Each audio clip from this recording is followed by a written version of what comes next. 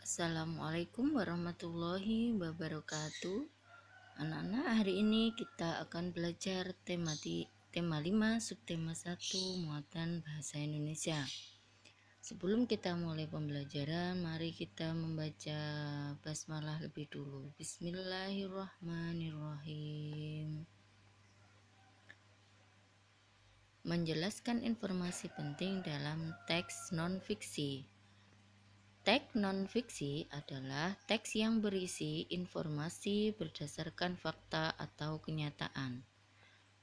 Teks non-fiksi dapat kita temukan dalam artikel surat kabar atau majalah. Contoh teks non-fiksi antara lain esai, jurnal tentang sejarah atau ilmiah, biografi, serta karya sastra.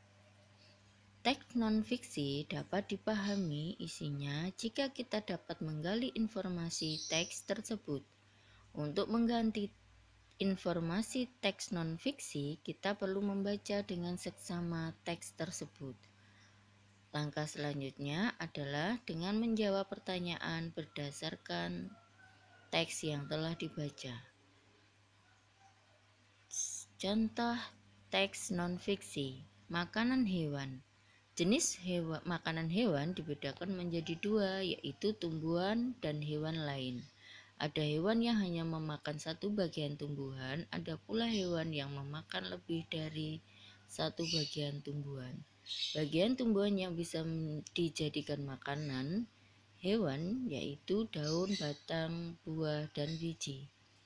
Daun merupakan bagian tumbuhan yang paling sering dijadikan makanan hewan.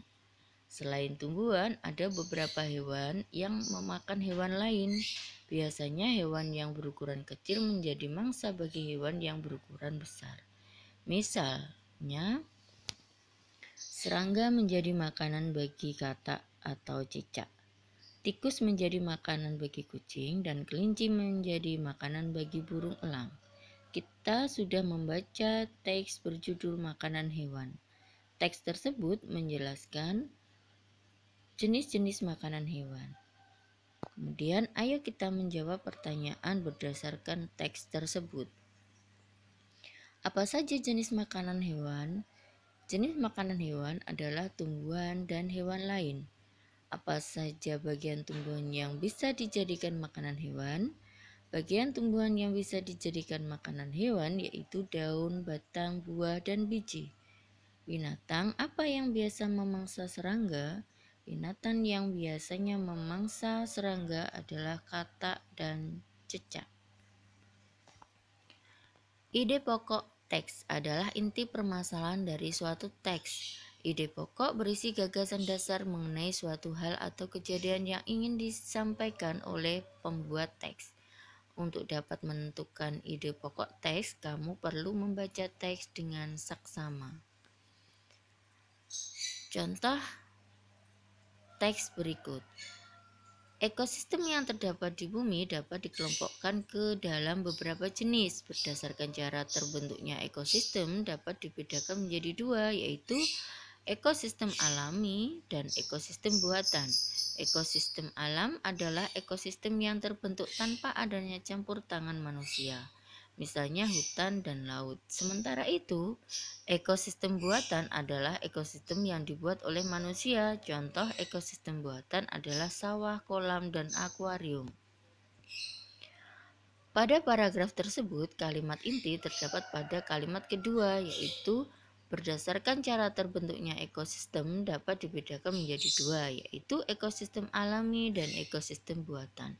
Oleh sebab itu, ide pokok dari paragraf dapat ditemukan pada kalimat inti tersebut.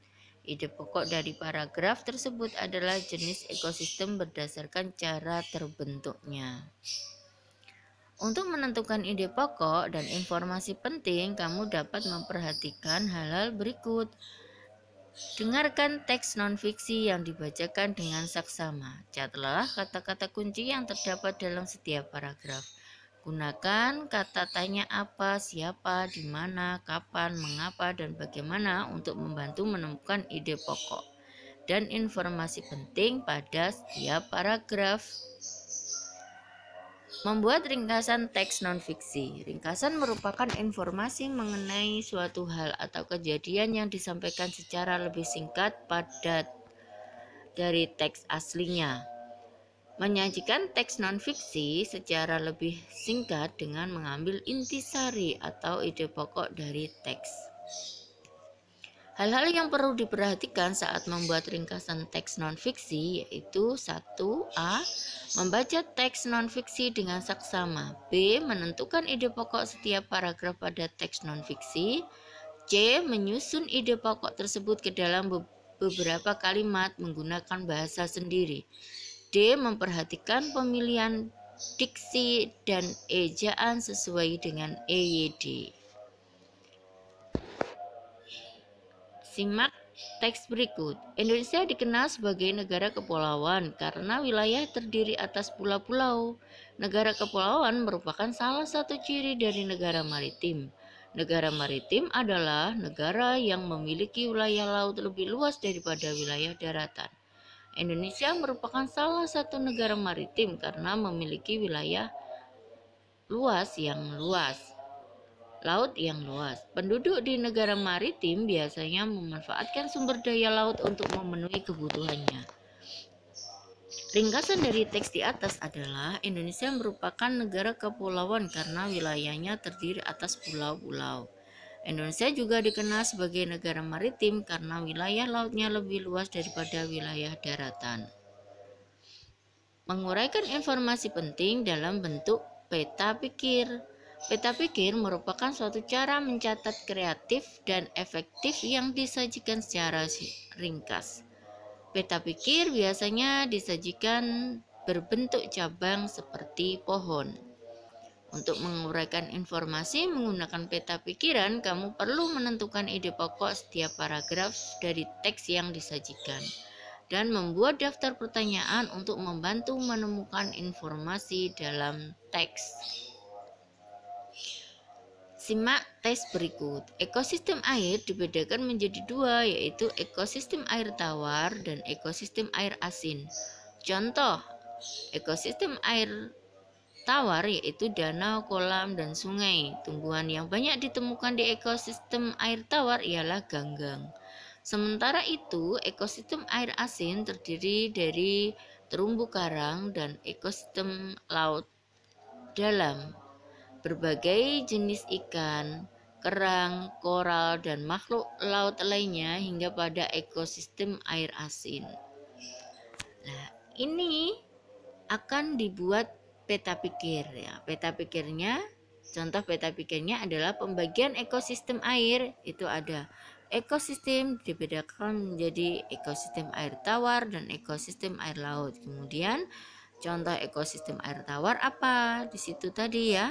Kemudian contoh ekosistem air asin apa saja ya. Nah, inilah yang menjadi contoh peta pikir dari teks yang dibaca tadi. Ayo ingat kembali cara menemukan informasi penting dalam bentuk peta pikir. Kamu perlu menentukan ide pokok yang terdapat pada setiap paragraf. Setelah itu kamu dapat menyajikan dalam bentuk peta pikir. Peta pikiran yang kamu buat dapat kamu jelaskan secara lisan melalui presentasi. Untuk mempresentasikan informasi dalam peta pikiran, kamu perlu memperhatikan hal-hal berikut. 1. Sikap tubuh yang tegap ketika berpresentasi, adanya kontak mata dengan pendengar, menggunakan lafal dan intonasi ketika menjelaskan, memilih kata yang tepat untuk mengucapkan salam pembuka dan penutup. Demikian anak-anak pembelajaran kita kali ini. Kita baca hamdalah bersama-sama. Alhamdulillahirabbil alamin. Wassalamualaikum warahmatullahi wabarakatuh.